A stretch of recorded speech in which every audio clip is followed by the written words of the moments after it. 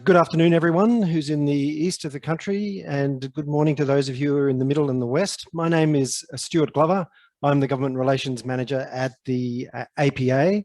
It's great to have so many publishers join us today for this session, which responds to the transformational changes that have happened in the higher education sector in the last 2 years, partly led by COVID, but certainly an acceleration of many of the things that have been happening over the last decade in any case. Our chair is Dr.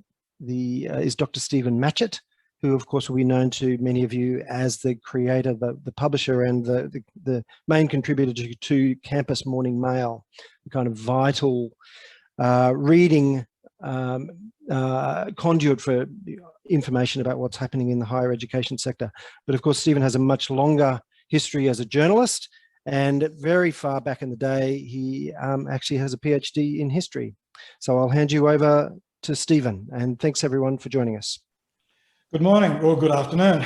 You're frighteningly well informed, Stuart. Hello, ladies and gentlemen. As Stuart said, I put out Campus Morning Mail, which looks at higher and further education every morning. And one of the things that has fascinated me in the last year has been the transformation of teaching and learning. But transformation might be too strong a word. We don't really know what's going to happen yet, what COVID is going to do, whether it will all go back to being pretty much as it was.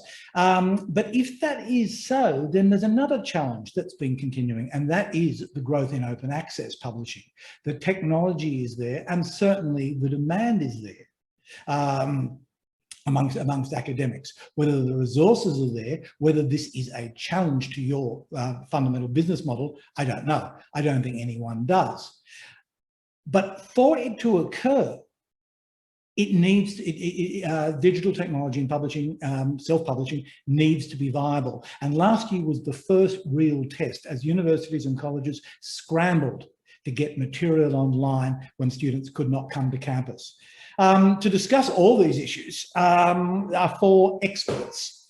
Claire Field joins us. Claire is a long-term policy maker and shaper. She now consults to the vet community. She has a podcast. She publishes a very in-demand and exclusive weekly newsletter, and she's indeed a columnist on Campus Morning Mail. We have another Claire Macken. Claire is the Associate DVC Learning and Teaching in Business and Law from memory at RMIT. She's something of an evangelist for open access in teaching and learning, and she certainly is across all the extraordinary changes in technology we've seen in the last 5-10 years. Roxanne Missingham joins us. Roxanne is the University Librarian at ANU, and in her portfolio is the marvellous ANU Press. Started as ANU ePress, but now the E is redundant. It's pretty much everything I do is online. Roxanne, I think ANU Press is the largest of its kind in Australia. It certainly publishes the most extraordinary range of monographs. And in the last year or so, it started to develop a textbook line. Michael Sankey is here. Michael has been a long-term expert on teaching and learning online at Griffith, but he's just been hunted to go and join Scott Bowman, who's the new VC at Charles Darwin. I think that will lead to some very interesting developments, and in very short order. Michael is also president of the Australian Association for Online and Distance Education. So let me start with you, Michael. How did higher ed, and to the extent that you're able to comment, the vet sector, how did they respond last year to the crisis when they just had to scramble and get a lot of material online fast? Thanks, Stephen. Well, we did it, and we did it not particularly eloquently, but we did it, and we got a lot of stuff up online very quickly.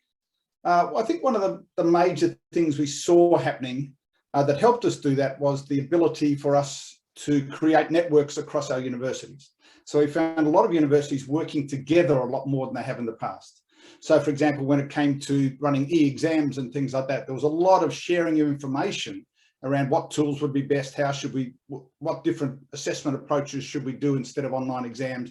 There was a heck of a lot of sharing of information. There was also a lot of sharing of the resources that were developed.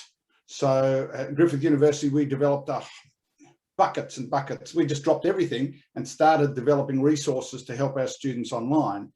but we didn't just develop them internally, we actually developed them and made them available to other people. And so I think that's one of the positives that have come out of this, that these resources that have been developed pretty recently are now there and open to the world to be able to use. And so I think we see that that probably wouldn't have happened 10 years ago because we were all so concerned around our copyright stuff and things like that. But now with the open education movements and the OEP movements, we're finding that there's a lot more understanding around academics being able to still publish in an open format and get credit for them personally in what they've done. So we're not fully there yet, but I think what we've found is that there's a renewed openness to this within our academic community. With budgets so tight, certainly for universities that rely largely so much on internationals, are the bean counters going to come back and look at what it costs and question whether it's viable? To create those resources? Yeah, and to maintain them in the future. To maintain, well, that is certainly an issue, particularly now that so many universities have culled so many staff. So, I mean, as you know, 27,000 staff across higher education have gone. A lot of those are the sessional academics. A lot of those are the academic support people. And so what we're finding is, yes, we've created all these wonderful resources, but now we've kind of shrunk back in terms of our capacity to maintain and deliver on an ongoing basis. So we will see these resources age over a period of time. It's envisaged that, we're going to be in this state for the next 18 months in terms of the lack of staff. As the budgets start to recover, we'll start to see the support staff come back into play. Maybe that's just in time for us to keep updating those resources.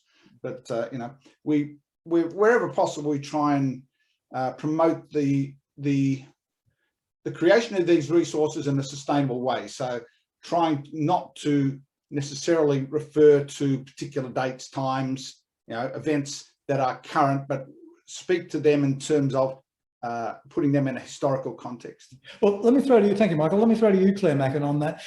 Is there now going to be room for an emerging industry of learning development entrepreneurs who come and provide, build their own product as publishers, but also provide backup services? Yeah, I think absolutely. If you think about COVID for the last year and a half, higher education has been really painted previously as a very slow moving beast, but when we turned around and had to respond to the crisis, we did end up creating some amazing online learning environments, fully online. And it's, during a period where a lot of people are under stress, but what is the future of higher education in terms of the use of content? And when you look at when you're building the online and blended learning environments, the first thing that you think about is the learner-content interaction and the learner-learner interaction and the learner-teacher interactions. And you say, okay, what are we going to do with each of those three? In the fully online environment we were forced into, everything's fully online. So learners interact with each other on that platform, also with teachers, also with content.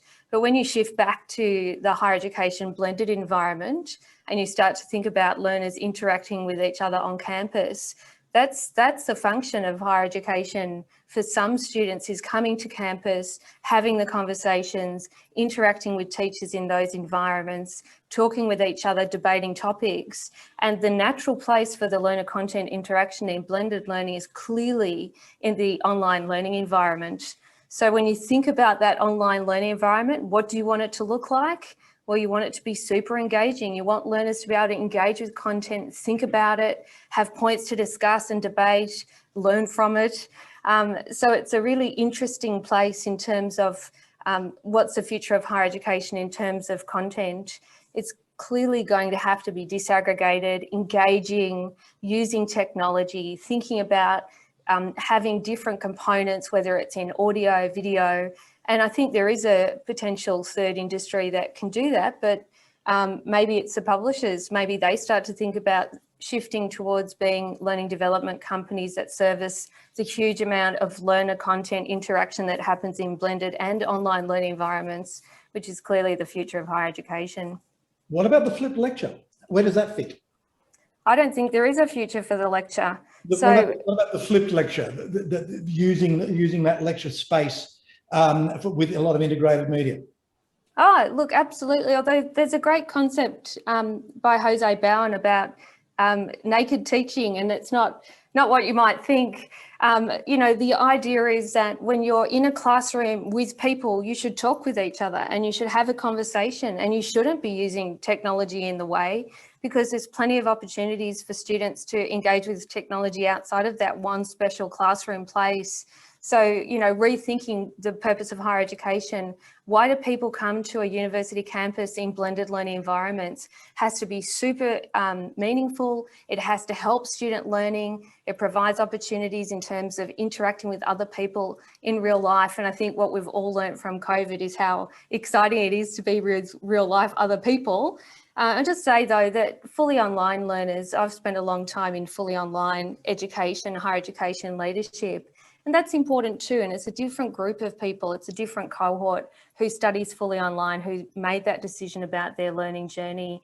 But for a campus environment, I think we need to make the absolute best learning environment. And when we think about how do we want our learning to be constructed and what's happening in the classroom, there seems little point to have a lecture where someone just stands at the front and talks.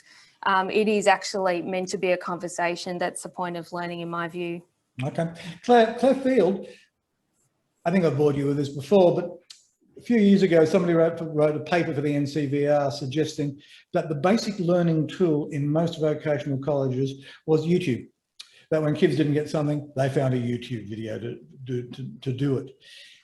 Is learning going to fragment in VET as people do more online, as people do micro courses? Is the idea of that standard 101 textbook still viable?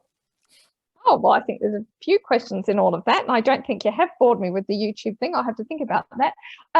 If I can just briefly start by recasting what happened last year, just very briefly, because that'll sort of help, I think, give some context.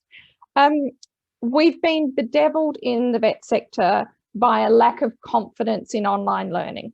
If it was online, it was cheap and nasty and it wasn't authentic. You couldn't possibly replicate picking up the tools and doing the job. Anyway, last year, the entire world and our sector just had to work it out. And what we saw was different levels of expertise and a different ability across the sector. So TAFE South Australia stands out as a really high performing example. Within about a couple of weeks, they turned 80% of their courses thereabouts fully online. TAFE New South Wales has a really high-tech, very advanced digital learning lab, but was much slower. And in fact, about only 60% of their courses went online. So, you know, those are two quite large TAFEs. Private providers are everywhere from very small, very hands-on, all in the workplace, to large and quite invested in very high-tech digital and online learning. So that's sort of, the sector is mixed. What last year did was convince the regulators and government funders that online is not necessarily cheap and nasty. The big test now is industry. There's a belief in part, I mean, I guess a lot of the Australian industry are small businesses, and so they're not particularly high tech themselves. And if I can just give one example. So the big tech change in VET that's coming is virtual reality and augmented reality. There's pockets of it emerging here, but again, we fall behind the rest of the world. There's quite a growing use of augmented and virtual reality in a lot of medical, clinical expertise, where doctors, for example, who don't do particular high-tech operations or very niche operations very often need the opportunity to practice and test themselves. They don't do that on patients. They do that with the VR goggles on, chopping people up, etc., etc., and then go in and perform the operation. that's happening right across the globe and will come into the Australian vet sector, but we are slow. Just one other example from the US. Danish company Labster is big on simulated science labs. During COVID, they rolled them out to all the US community colleges. 2 million learners did all their lab work virtually last year. So there's huge opportunities, but it's going to require the regulations, particularly coming from the employer side, specifying how skills are learned. It's going to require them to understand the opportunities that that good tech can deliver. Is it going to cost a bunch of money? No, it'll be cheaper in the long run.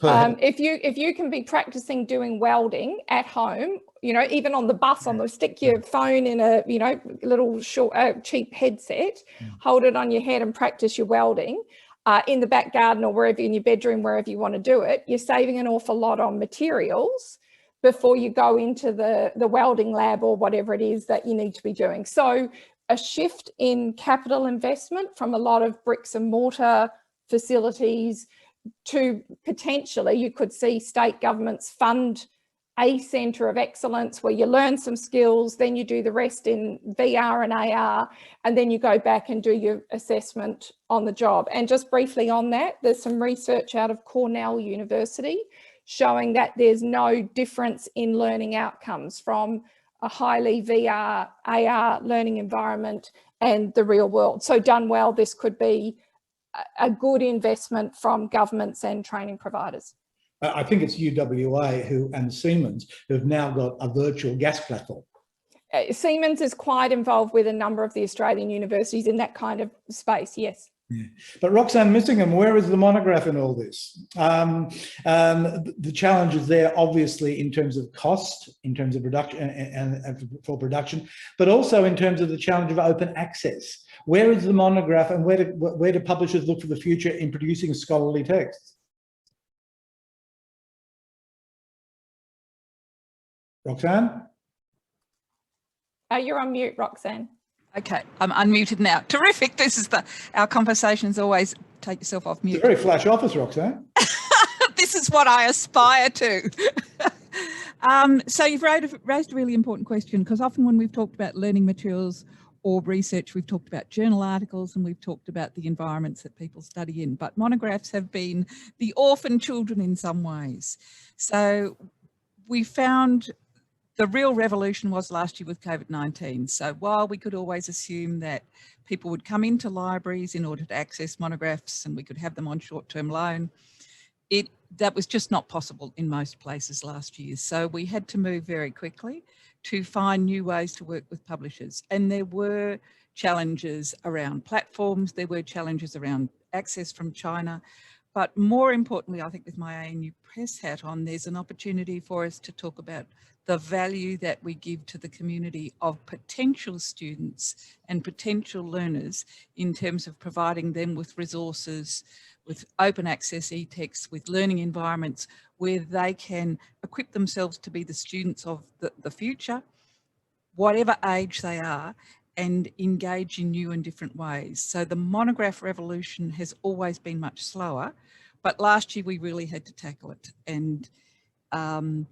we saw students who were creating new groups. We were only closed, the library was only closed for a day. So we always had a library open on campus, but students wanted to engage with learning materials in new and different ways. So the use of the electronic resources, monographs, went sky high, and we almost fell to the floor when we had a historian say, oh, I'll take that textbook in electronic form rather than print.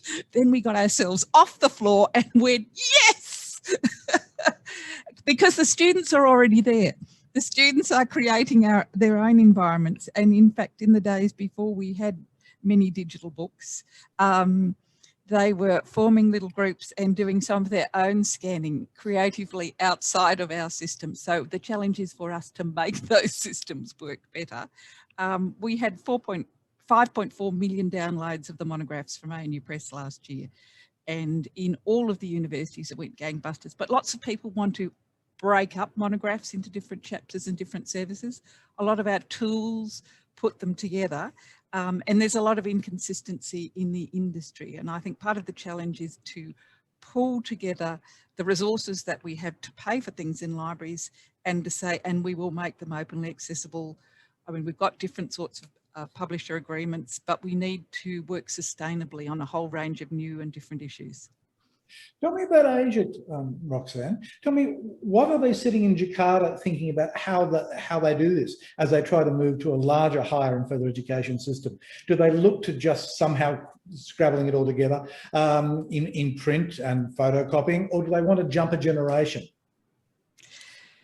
So Indonesia is a really interesting area where a lot of work is being done in the academies to try and say, how can they jump? So one of the, if you like, the black spots on the landscape of digital resources, whether it's openly accessible, not openly accessible, has been Asia and the Pacific, because while in Australia, the university libraries, 98% of our budget spent on electronic resources, and we basically want to create more that we can deliver in integrated ways to the classroom to make enriched experiences. Most Asian monographs, most Asian journals are still published in print. They haven't tooled up and gone through that revolution.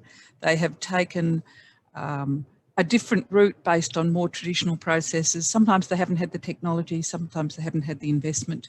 And the real question is, well, where do we go now? So if we say, using Indonesia as an example, we could leap beyond just creating the digital equivalent of a print textbook to actually create an interactive learning experience rather than go through all those transformative steady stages that we did in the West, then that would really offer them a great deal of excitement. So their academy is leading discussions on open access and where can they go, and monographs are an active part of that first discussion rather than the tail end.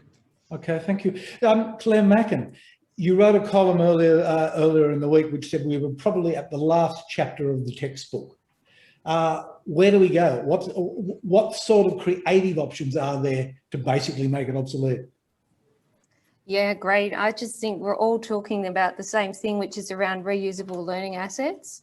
So in terms of assets that you create once and you can tweak, reuse, aggregate, disaggregate, use in different contexts, and things like categorizing the different assets in ways that can be utilized across different colleges, across different parts of our higher education system, sharing between institutions.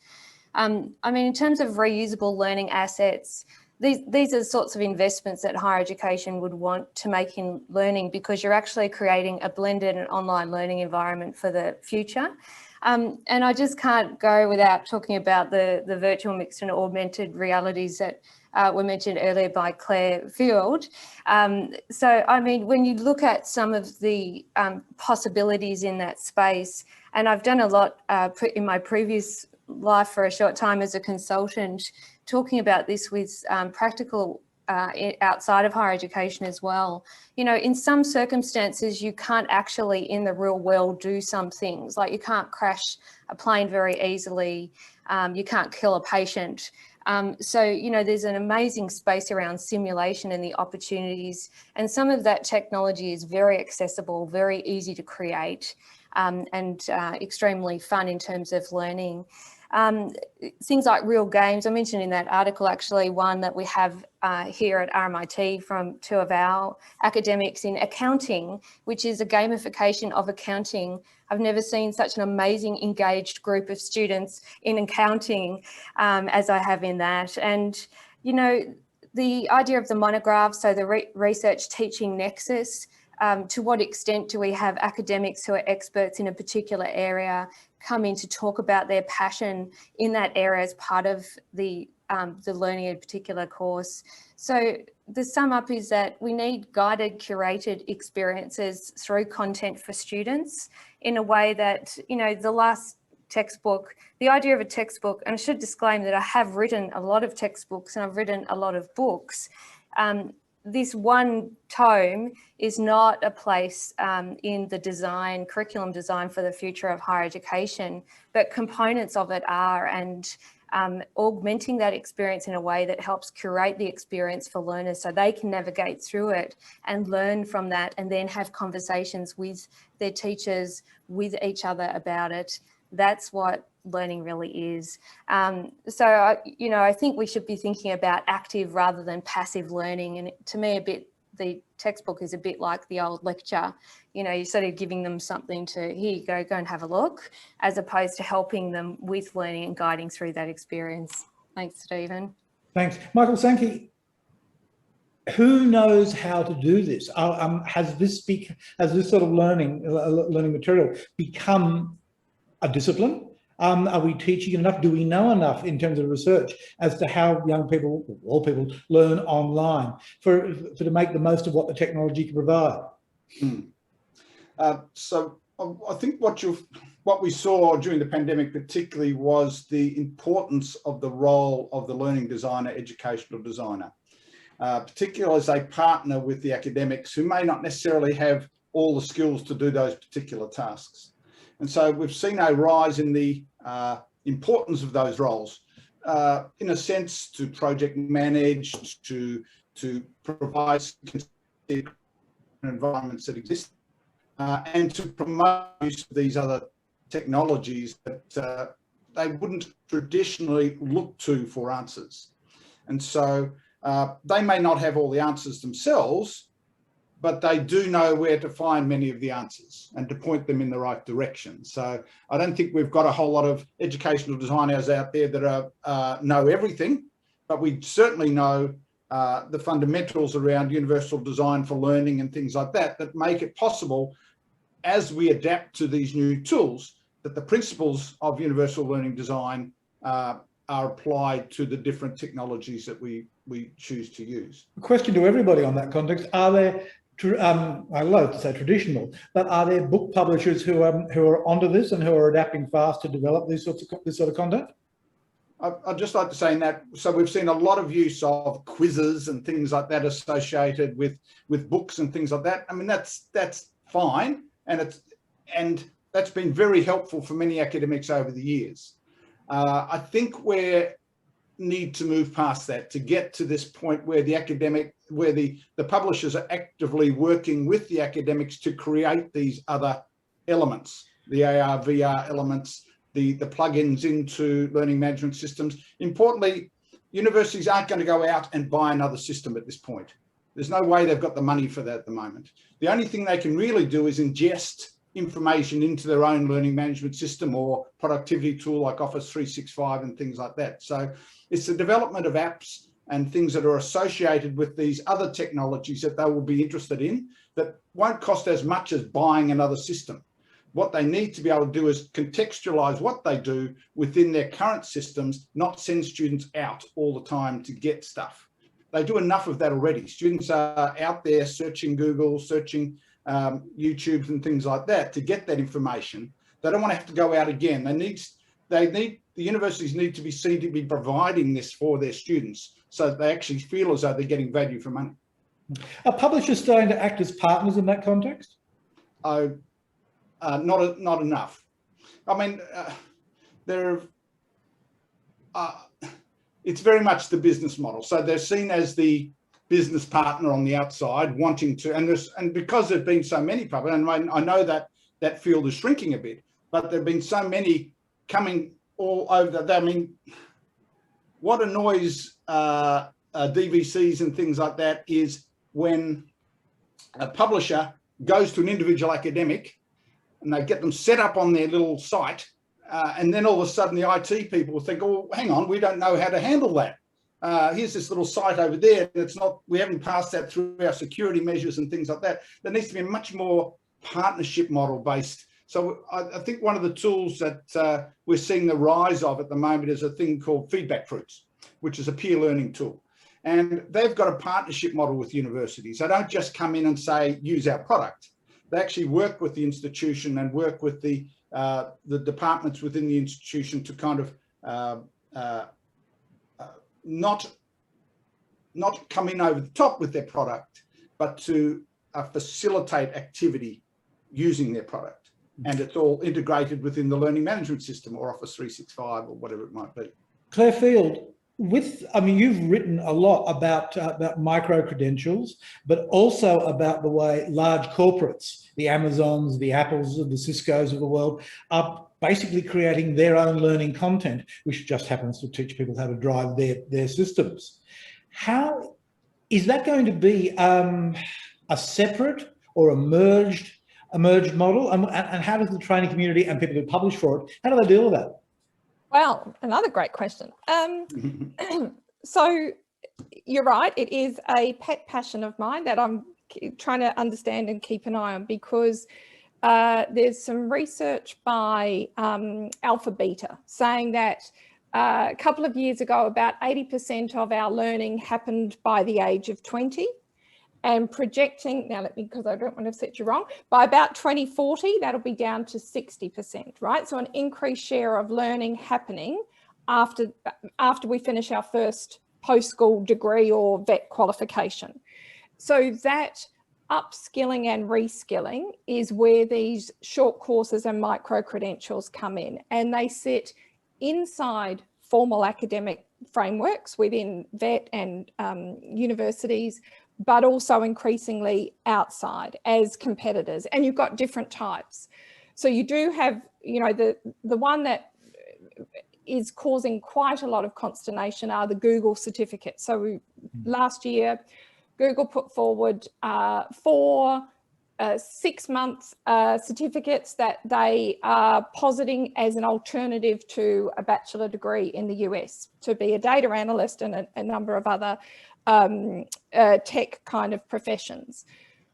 And so that's a challenge to the university undergraduate model. Most are focusing on those who need extra skills for the jobs they have, or their job is coming to an end and they need some new skills. So why not do this short course with either a tech platform, which is running a number of industry certified courses, or with the tech provider itself. You can do free courses with Atlassian, with Amazon, you name it.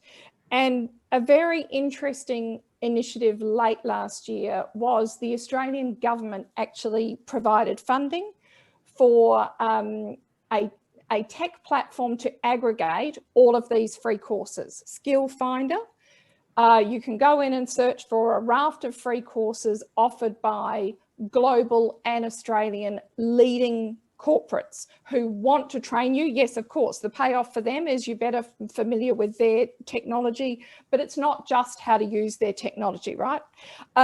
So that's the landscape, and that's shifting. Within the formal sector, vet and higher ed, we're trying to grab hold of some of that and not have too much of it move outside of the formal accredited framework. And so we're trying to add micro-credentials into the Australian qualifications framework. We saw that with the undergraduate certificates in higher ed. What does it mean for publishers? It means potentially if their partners, universities and vet providers, if they can't hold on to those learners who would traditionally do their upskilling and reskilling with them, then they're going to need quick, smart partnerships with some of these non-accredited alternatives. Okay. And there is another whole separate stream of this that fascinates me, Claire Macken, and that is the world of MOOCs. One example, just starting now, there is a MOOC at UNSW taught by 4 academics, and it's basically on how to take your idea for a superhero movie and turn it into a franchise across multi-platforms, social media, film, audio, and so on and so forth. When I checked, a week before it started, it had 80,000 participants. Is the world of information delivery just going to fragment and diversify to the extent that there's going to be room for all sorts of entrepreneurs to find a gap? Absolutely. I have no doubt. And I just love Claire Field's comments, and I always agree with Michael Sankey on everything when we're on previous discussions as well, that, you know, the idea of the book with the clicker text in a multiple choice quiz, every time I see it, I'm like, and when you write a textbook and you put in a link to a website and you have to put in a HTTP that goes, you know, for half the page, it's just like, well, you know, it seems so redundant. But if you think about MOOCs and the micro credentials that Claire Field's just been talking about, you know, in the corporate sector, this is also the same thing. The clicker box compliance that you do in, you know, training where you get some scenario that's horrendous in terms of design, learning organisations in terms of thinking about the role of learning and development in corporations is completely changing the landscape, where there's also a move to curation of learning in ways that suits companies' purposes. And something like MOOCs, you know, of those 80,000, maybe 79,000 are just going to click on and click off. But for some people, this is an amazing access to learning in a way that's never been available before, even though MOOCs themselves have got a long history for decades. Suddenly we're looking at, you know, and just in some of these platforms are amazing adaptive and personalised learning that recognise where you've come from in learning and where you might need to actually enhance your learning for a particular purpose or outcome. So I think that it's, you know, in terms of opportunities for learning, the spectrum is enormous, and just for publishers, it's enormous too. There's not just these fully online environments through MOOCs, which are used in different environments for different purposes, whether just for marketing as a taste at a leading to accredited degree, for standalone for particular purposes, but also, you know, in terms of higher education itself. And, you know, what is higher education in terms of this spectrum? You know, where do we fit? You know, these once off and, you know, micro credentials are really interesting in terms of the way that they play a role in curriculum, whether prior is recognition of prior learning into higher education or standalone or supplementary to curriculum. But you also have to think about how higher education has a bigger purpose. And I work for Apple. I worked for Apple for 5 years, and I've seen what that sort of environment is like. It's Apple and its higher education university concept is very different from an Australian public university or private university or VE provider, or someone who is providing accredited learning, because we are thinking about graduates and what they need, and we want them to think effectively and critically and achieve depth in some field of knowledge, and we want them to have an understanding of the world around them and society and of themselves. And that's a really big aspirational view for higher education. But I think that we need to create that culture and experience for students. And so each of these different components, yes, Stephen, absolutely plays a part. And I think it's all absolutely wonderful and is a huge opportunity for publishers as well. Thanks, Claire. There's an elephant in the room called open access, Roxanne Missingham, and in the world of deep scholarship, of journals, monographs, but also those vast archives that are now just starting to come online, or have been for a generation, I suppose. Where do we go with there? Where is the challenge going to come from, or is there going to be one to the publishers over just that sheer mass of not only articles and data, but data that they control? Yep. So I think your use of the term mass is really important for us. And when I'm reflecting on the way the conversation's going as well, I think we're really at a stage, you talked earlier about the flipped lecture, I think we're at the flipped book, where rather than saying it's all inside this package with all of these pages, we have to flip it out to think of it in a different way. And I see really exciting things happening in education where lecturers are actually working with the students at the beginning of any particular course to say, well, what do you want this semester in this unit? And having the students co-create the course with them by selecting material. So we've got to think about how they can be informed about resources that are available, because if they're contributing to the design of the unit, challenging as that is, it can create an experience, as Claire Macken has said, that is way beyond the experience we've offered in the past. And that means we need to increasingly talk to our academics about what is available in open access, because if you just go to Google, you're going to get, 10 pages of lesser quality material, and we need much better discovery services. In terms of, I see librarians as being advocates for learners, that we really need to help in the creation of materials and use our budget to enable that material that will be used and will be made accessible to be the best material and work in different ways. So there's lots of initiatives like Knowledge Unlatched, as well as our wonderful press at ANU and other things. And when I look at the behaviour of students as well, traditionally in libraries, we've seen them create physical nests of books around them to help them in their journey, bird-like behaviour. And virtually many things are trapped, both the metadata and the content within systems. And how do we create those virtual nests so that they can fly? I think we're starting to run on time, but let me ask you all, where would you like Australian universities and colleges to be in a decade? And how does the publishing industry profitably help you get there? Can I start with you, Michael? Well, the thing that immediately comes to mind is shared models, shared financial models.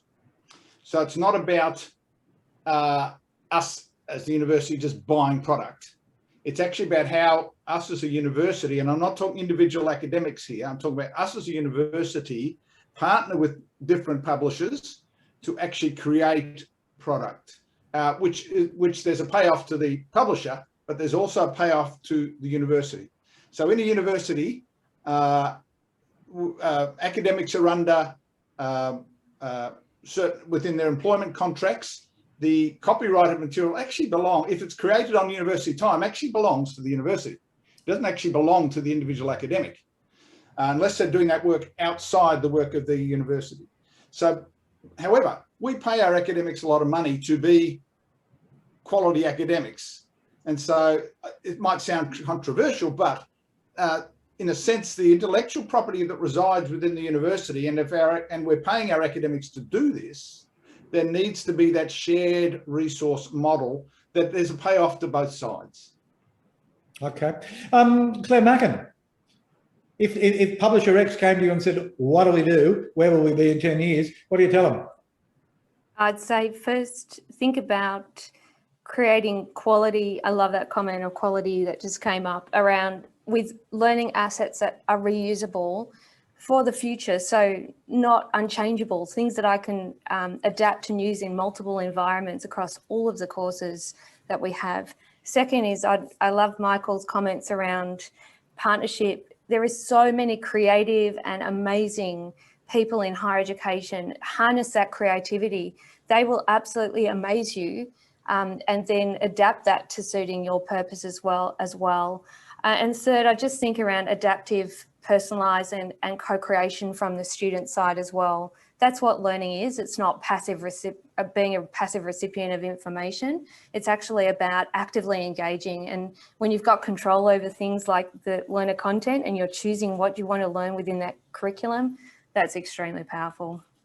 Claire Field, is it a question of publishers going and talking to organisations like New South Wales TAFE's online research teaching centre? It's in Armidale from memory. Do they just go up? Do they just go up to New England and have a yarn? Well, they certainly could. I think they're moving it, but yes, it was there.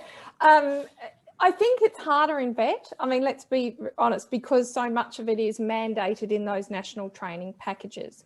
So there's reforms happening. I'm not necessarily optimistic about what they're going to look like in 10 years, but the notion is slightly different industry and development arranges around those training packages. And I think if that happens, then what providers are going to look for publishers or partners who can help them deliver to those nationally mandated requirements, but in a way which is engaging, responsive to their institution's needs, and has that, particularly, and we've talked about it all through the hour, has that learner engagement. So not an off the shelf, even though it's got to fit to those national requirements. I can't help but a very pointy-headed question, Claire. Will the AQF, the new Australian Qualifications Framework, if adopted, is that going to change the shape of publishing of whatever kind in VET? No. Short answer. It could change. Not really. No. At this stage, the AQF will still support those industry-specified training packages. So the content of them might change, which the AQF might allow a bit more mix and match of a couple of university subjects added in. We're a million miles from that. Nonetheless, what gets added in is overwhelmingly, I think, in the next decade, still likely. The plumbers are still going to tell people, training providers, what skills plumbers need, and that will be captured in a training package or something like it. Okay. Roxanne, Yep. I can't help but ask, what's your bestseller at the moment?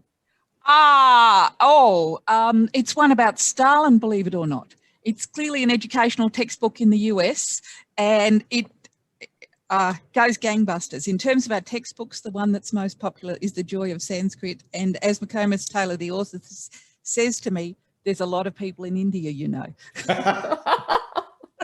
And I think that's one of the things that we need to look at in terms of open access, that it brings you new audiences outside Australia in different ways that you had never anticipated. So I always remember when Frank Thompson was head of UQ Press, and he told me when he came down and worked at AGPS in Canberra, that people used to ask him, well, how do you pick the top seller? And he said, if I knew that, I wouldn't still be working. So it's a challenging environment for us all. And I guess my advice to publishers would be, there will be unanticipated, exciting developments. We've got to think differently about textbooks to thinking about the trapped content and aiming to pick the winner. Diversity is a really important thing. Open access needs to have more diverse offerings, and we need to work with, as Michael has said, with universities and often through libraries to find ways to fund some of that experimentation. Good, thank you. Stuart, do we have any questions? We've really got a question which is a version of your last question, Stephen, which is how do publishers do business in this changed environment, where the two Claires are really talking about whole of system buying, I suppose, in some ways. Michael's talking about whole of university approaches, but the publishers have often understood their relationships as being at a course level with course coordinators. So how do publishers begin to do business, make partnerships? Who do they talk to? And how does a feedback loop work in this new environment? That's the real question that we've. Claire Macken? Yeah, great one.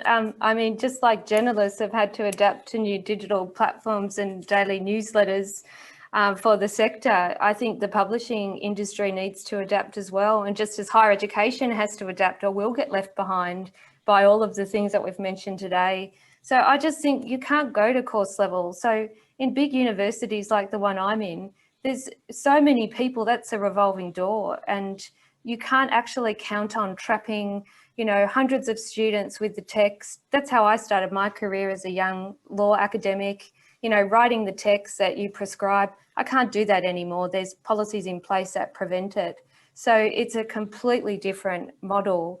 And just like other industries that have gone through disruption, you've got to come up with the new business models to adapt as well and change who you're talking with to actually get into both higher education, all the other wonderful learning organisations in industry that needs this amazing quality content. And so there is a role for publishers, by the way. I think that there is a role for aggregation and attracting really creative and great writers, and to bring it together and to shape the narrative, and so that there's heaps of things that you're in a really unique position to do, but you've got to diversify outside of the current traditional model. Yes. Guys, pick up on Roxanne's comment about the curated content. So that's so important moving forward, that publishers actually think. So when now at universities, we got this thing called constructive alignment. That means the program has learning outcomes. So that is the program of all these different courses or units, and all the units and courses have to align to those learning outcomes. And so when we look at the content that needs to be taught in those programs, it's got to be consistent across those programs to make sure those learning outcomes are met. It's very similar to a TAFE situation too, I imagine. However, so the people you need to get to are people like the heads of program, the associate deans research, associate deans learning and teaching, who have that understanding of the program-wide activities, and they're the ones who know the academics within their programs are the ones who are the good writers, and it's working at that level to curate the content from these particular academics that can then provide the overarching content for a particular program. And it won't be from one academic or a few academics, it'll be from a number of academics within that program. Claire Field, how do you find that the thought leaders and the policy makers and the people with the budgets in TAFE, let alone in the private training sector? Well, I think, I mean, it's probably, I mean, it's not, I'm so stuck for words. It's not dissimilar to how the universities are shifting. That, you know, institutions, vet providers are looking for a partnership that is more than just a particular subject. They're looking for, I mean, it's an industry area, and what they're looking for two things. One, someone who fully understands the requirements of those training packages. So the learning outcomes, right? They have to, their education for their students has to map to what industry specifies is needed, first thing. Second thing, the more educationally engaging that you can make it, and that's going to be a mix of blended for some time in vet, then the greater their level of student satisfaction. And we're starting to see a regulatory model that's going to require providers to put more emphasis on that. So if you're a publisher, you are going to need to be looking at, in TAFEs, probably not whole of organisation, but certainly across divisions, and with vet providers, whether you're a specialist or they are, again, you're looking at very senior management that you're engaging with. Okay, Roxanne Missingham, let me finish with you and ask, I guess that the library has deep relationships with highly skilled people in terms of your management systems. Is that a model that learning publishers need to adapt to? Yes, look, I think one of the challenges for publishers has been they've each, generally speaking, invented their own system rather than using industry standard models. And what we want at our level, and I see Claire Macken nodding her head, is something that will integrate with our environments. So talking to us both about the library systems and the learning management systems and making sure that we're using standards to connect those is a real opportunity for conversation, I think. Okay. We at time, Stuart?